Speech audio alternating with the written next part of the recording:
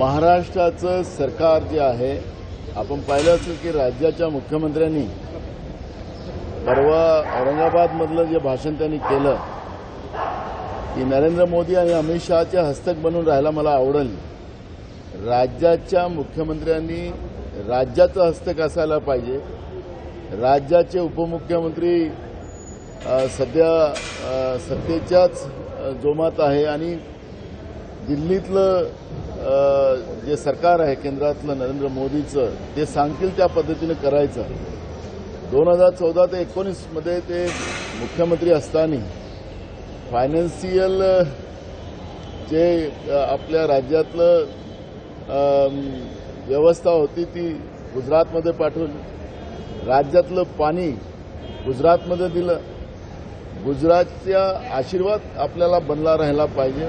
गुजरातल्या नेत्यांचा आशीर्वाद आपल्याला बनलेला राहिला पाहिजे. ही भूमिका जी आहे आणि त्या माध्यमातून महाराष्ट्राला लुटून गुजरातला देण्याचा प्रयत्न भारतीय जनता पार्टीचे महाराष्ट्रातले नेते करतात आहेत, असं चित्र आज स्पष्ट झालेलं आहे. उद्या मुंबई हे गुजरातमध्ये गेली तर काही नाविन्य राहणार नाही. ही परिस्थिती सुद्धा आज महाराष्ट्रामध्ये निर्माण झालेली आहे आणि म्हणून या सगळ्या गोष्टीचा विरोध करतोय. आमची मागणी आहे की जवळपास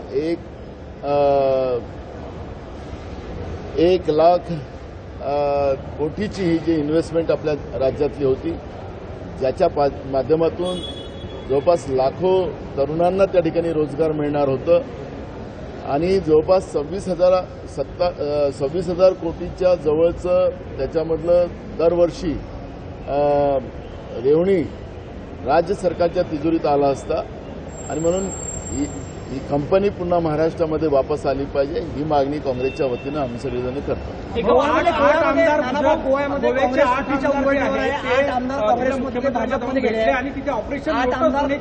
भाजपमध्ये गेले आहे. महाराष्ट्रात सुद्धा काही आमदार जे आहे ते फुटीची चर्चा जी आहे ती समोर येत असते. काय सांगाल?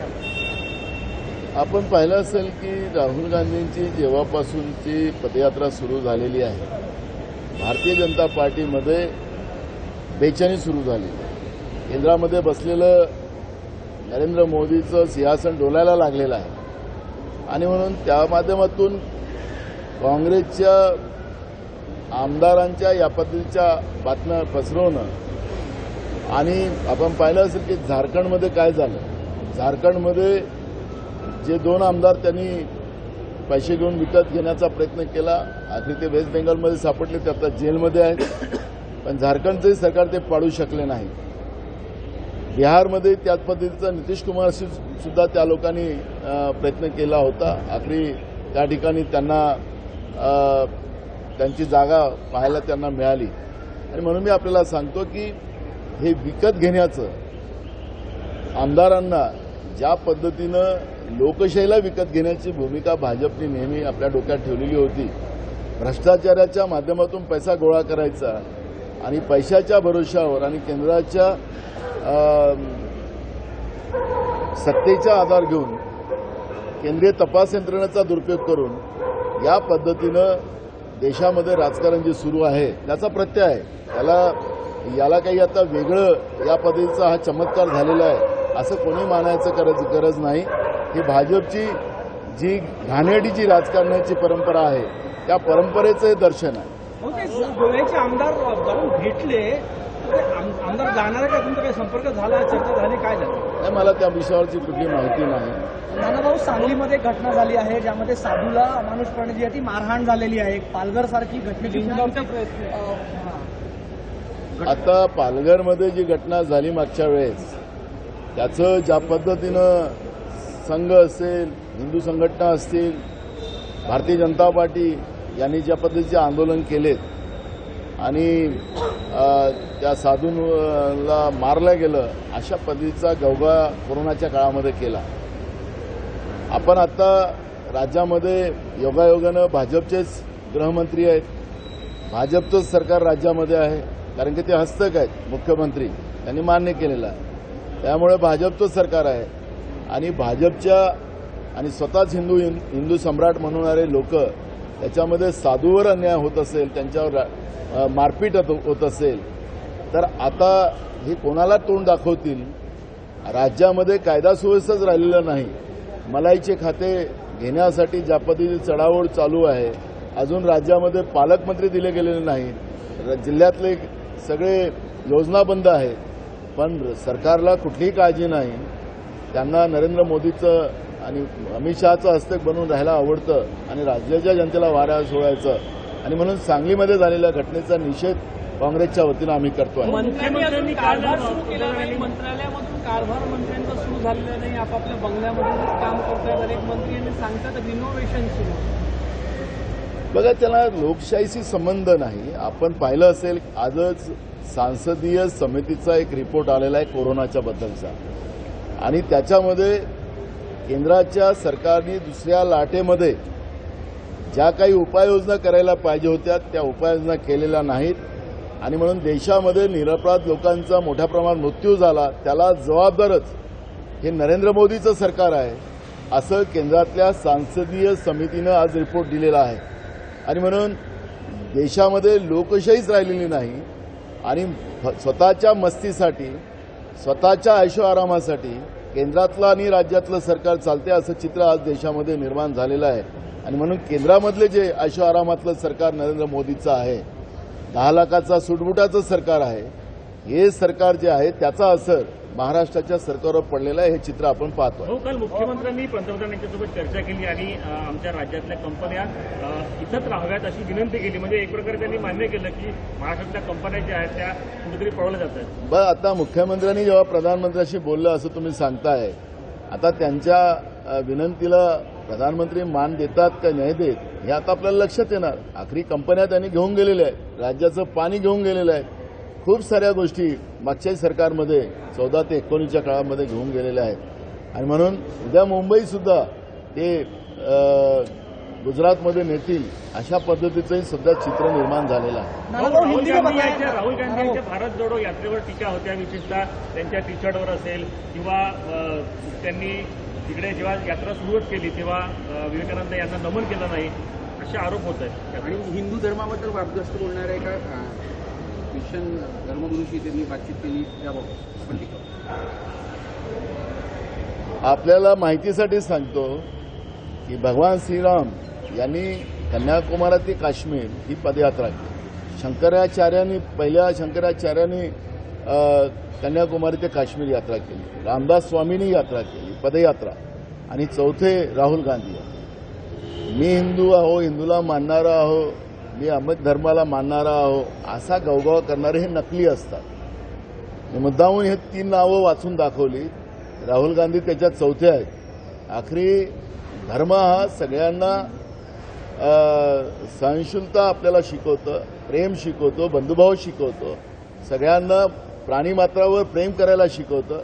धर्म कोणावर राग करायला शिकवत नाही, द्वेष करायला शिकवत नाही. आणि म्हणून राहुल गांधीच्या हिंदू धर्माचं प्रेम आहे की नाही आहे हे सर्टिफिकेट देणारे हे भाजपवाले नाहीत. राहिलं ख्रिश्चन धर्मगुरूचा जो उल्लेख आपण केला, ख्रिश्चन धर्मगुरूंनी आमचा धर्म मोठा आहे आणि येशू मसीह हे सगळ्यात मोठे आहे हे त्यांनी सांगितलेलं आहे, हे राहुल गांधींनी नाही सांगितलेलं आहे. आखरी कुठल्याही धर्माच्या साधू संताला आपला धर्म कसा श्रेष्ठ आहे हे सांगण्याचा अधिकार आहे. हे आमच्या संविधानात आहे. कोणत्या धर्माच्या बद्दल टीका करायला कोणालाही संधी नाही. अशा पद्धतीचे आहे. कुठलं जरी क्लिप आणायचं. आता अमित शहाचे व्हिडिओ पुढे येतात आहेत, नरेंद्र मोदीचे व्हिडिओ पुढे येतात आहेत. ते त्यांचं भाषण काय करतात, ते काय काय घाणेरडं बोलतात, ते प्रधानमंत्री पदावर गृहमंत्री पदावर असलेली लोक काय बोलतात त्याचे व्हिडिओ येतात, त्याची मिमिक्रीज होतात आहे. आपल्या देशाचा एक प्रकारचा अपमान होत आहे. प्रधानमंत्री आणि गृहमंत्र्यासारखे लोक काय बोलतात त्याचा अंदाजच त्यांना नसेल तर ही जी भाजपची पिलावळ जे खालून राहुल गांधीवर टीका करतात आहे त्यांची उंची त्यांच्या बरोबरची नाही. कश्मीर से कन्याकुमारी, हिंदी में बताइए, आपने कहा कि कश्मीर से कन्याकुमारी यात्रा है, 3 उदाहरण भी आपने दिए और जिस प्रकार से आप टीका हो रही है. देखो, राहुल गांधी जी की जो यात्रा है देश को जोड़ने की यात्रा है. आपको याद होगा कि भगवान श्री राम जी भी कन्याकुमारी से कश्मीर उनकी भी एक पदयात्रा हुई. शंकराचार्य जी पहले थे, उनकी भी एक पदयात्रा उस तरह हुई कन्याकुमारी से कश्मीर. रामदास स्वामी जी की भी यात्रा हुई है. चौथे राहुल गांधी है. हम उनको धर्म के साथ नहीं जोड़ रहे, लेकिन हमारा धर्म ये सिखाता है कि बंधुभाव और समता, यह हमारा धर्म सिखाता है। किसी धर्म को गाली देना, किसी व्यक्ति के बारे में गलत बोलना, यह हमारा धर्म हमें नहीं सिखाता। राहुल गांधी धर्म का काम कर रहे हैं, देश को जोड़ने का काम कर रहे हैं। राहुल गांधी जी देश के संविधान को एक साथ रखने का काम कर रहे हैं, देश का तिरंगा को सही सलामत रखने का काम कर रहे हैं। और उनके ऊपर अगर टीका बीजेपी की पिलावट जो कर रही है, उनकी ऊंचाई उतनी राहुल गांधी तक नहीं है। राहुल गांधी जी देश के लिए काम कर रहे हैं। और उसकी टी शर्ट की बात करते तो अमित शाह के मफलर की बात आती है, अपने देश के प्रधानमंत्री के सूट बूट की बात आती है। तो इसलिए मैं उसमें नहीं जाना चाहता। देश में महंगाई है, देश में बेरोजगारी है, देश में किसान का इशू है, देश की सीमाएं सुरक्षित नहीं है। इसके बारे में बीजेपी क्यों बात नहीं करती। और रही महाराष्ट्र की बात, महाराष्ट्र में आज कंट्रोल के दुकान में राज्य के 15 जिले में अनाज नहीं है। केंद्र सरकार ने हाथ खड़े कर लिया, बाकी जिले का खत्म होना चालू हो गया है। तो क्या गरीब आदमी बगैर खाने से रहे? अगर हर जगह जीएसटी लगाकर आम आदमी को जीना भी दुभर करने का काम बीजेपी करती है, उस विषय पे बीजेपी क्यों बात नहीं करती? ये सवाल हमारा कांग्रेस का है। वो फॉक्सकॉन जैसी बड़ी कंपनी जो है वो महाराष्ट्र से गुजरात में चली गई है, क्या कहेंगे इस बारे में? महाराष्ट्र को लूटकर दिल्ली के नेताओं का आशीर्वाद हमें हमेशा प्राप्त रहे, इसलिए महाराष्ट्र को लूटकर गुजरात में देने का काम महाराष्ट्र के बीजेपी के नेताओं के माध्यम से शुरू हो चुका है। 2014 से 19 तक भी बहुत सी चीजें महाराष्ट्र से गुजरात चली गई। आपने देखा होगा कि ये जो सरकार आई महाराष्ट्र की ईडी की बीजेपी प्रणीत सरकार जो आई, ये सरकार ने भी वही काम चालू किया है। जो कंपनी गई है वो कम से कम 1 लाख करोड़ के ऊपर के इन्वेस्टमेंट उसका था। कम से कम लाखों युवाओं को यहाँ नौकरी मिलती। 26,000 करोड़ के ऊपर से ज्यादा पैसा हर साल रेवन्यू राज्य सरकार के तिजोरी में आता। इस तरह की बड़ी बड़ी कंपनियां गुजरात में भेजने का काम है। मुझे तो ऐसा लगता है कि जिस तरह से महाराष्ट्र का जो गुवाहाटी और पूरे देश में जिस तरह से बदनामी करने का काम केंद्र में बैठे हुए बीजेपी की सरकार के माध्यम से हुआ, तो उसके पीछे का कारण ही ये था कि महाराष्ट्र को बदनाम करो और महाराष्ट्र की पूरी औद्योगिक व्यवस्था को गुजरात में लेके जाओ। और मुंबई भी कल गुजरात में अगर लेके गए और ये लोगों ने दे दिया तो कोई नई बात नहीं होगी। ऐसी स्थिति आज महाराष्ट्र में है। सर, गोवा में शानदार बीजेपी में शामिल हो रहे, क्या कारण है? हमेशा कांग्रेस की देखो, केंद्र में बैठी हुई बीजेपी की सरकार ये जैसे लोकशाही से चुन के आए हुए लोक प्रतिनिधि को खरीदने का जो काम कर रहे बार बार, और उसको भी वो अपने आप को बड़े समझने का काम करते हैं। लोकतंत्र में इस व्यवस्था का विरोध हर जगह होता है। जो बिकने वाला वो बिकने दो, उससे कोई फर्क नहीं पड़ता। उनकी जगह कहाँ आती है आज तक हमने देखा है। अरुणाचल में ऐसे ही सरकार तोड़कर बीजेपी ने उस समय में वहां पे मुख्यमंत्री बनाया था, लेकिन जब मुख्यमंत्री पद से गया तो उसने आत्महत्या की।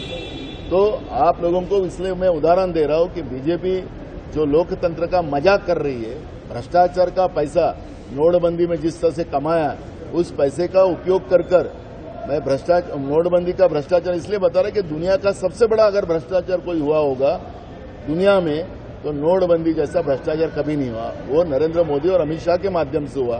वो पैसे के माध्यम से आज लोकतंत्र को खरीदने की बात अगर बीजेपी कर रही है तो लोग उनकी जगह उनको दिखाएं। सर, राहुल गांधी को जिस तरह की प्रतिष्ठा मिल रहा है, उसी में इसको लेकर बीजेपी और कांग्रेस में बहुत विवाद चल रहा है। देखो, कांग्रेस को कोई विवाद करने की जरूरत नहीं है। जिस तरह से राहुल जी ने पदयात्रा शुरू की है, पदयात्रा में जितना सहयोग और जनता का भीड़ उनके पीछे उमड़ रही है, उससे बीजेपी की दिल्ली में बैठी हुई सरकार परेशान हो गई। और वो परेशान होने की वजह से इस तरह के गलत वक्तव्य कर मूल उद्देश्य को डाइवर्ट करने का उनका काम शुरू है। महंगाई, बेरोजगारी, देश को तोड़ने का काम जो वो कर रहे हैं, किसान को तकलीफ दे रहे हैं, देश की सीमाएं सुरक्षित नहीं है। और इसलिए बीजेपी इस तरह का हथकंडा यूज कर मूल इशू को डाइवर्ट कर रही है और उसका कोई फर्क कांग्रेस को नहीं पड़ता और उनका जवाब देने की जरूरत भी हमें नहीं है।